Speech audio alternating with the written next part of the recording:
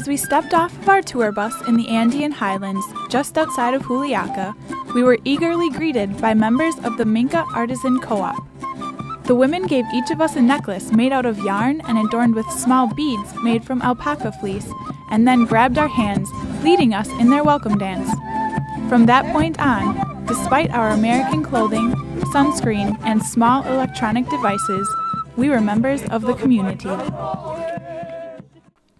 Melanie Eberts has been buying knitted shawls, scarves, gloves, and more from the women of the Minka Artisan Co-op for the past 14 years to sell and distribute across the United States through her small business called Art Andes.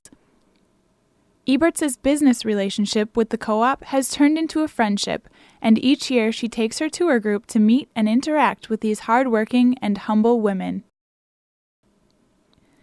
The co-op is made up of 7 different committees, each with 20 to 30 knitters. Every committee is headed by a president, and our guide, Jose Verdejo, translated as the presidents introduce themselves. Okay, your attention please. Welcome you all. She really expects this trip not to be the first one, nor the last one. She wants you to come more often, during the whole time. So, and she's very happy, she's very grateful for your presence right here. Then they got down to business, showing us how they turn raw alpaca fleece into beautiful, seamless sweaters, bags, or even teddy bears.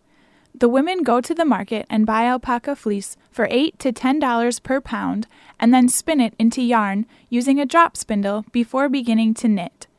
Because the women don't dye the fiber, all of their products are different shades of brown, gray, white, or black, and they combine colors to create different patterns. The real intercultural experience began as we shopped around after the demonstration and bartered with the knitters for their handmade goods. The musicians filled the air with traditional Andean music, while our group spent about $1,300 on the various items available.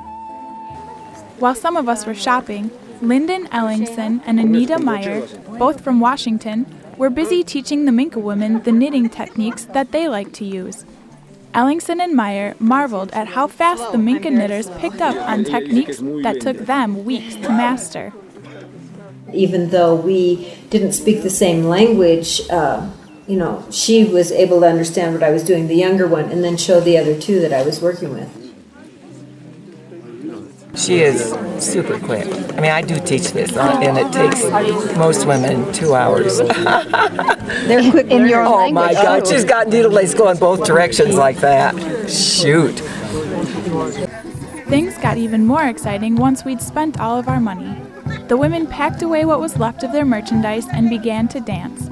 They grabbed us all by the hands and once again led us in various dances and provided Lacey, Britta, and me each with a traditional hat and skirt. Being a part of the Minka community for a day and seeing the homes of a few of the women was something that stuck with members of our tour group for the rest of our time in Peru.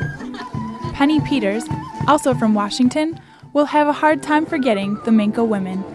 I appreciate seeing the museums and learning about the history, but my most memorable experiences are interacting with people.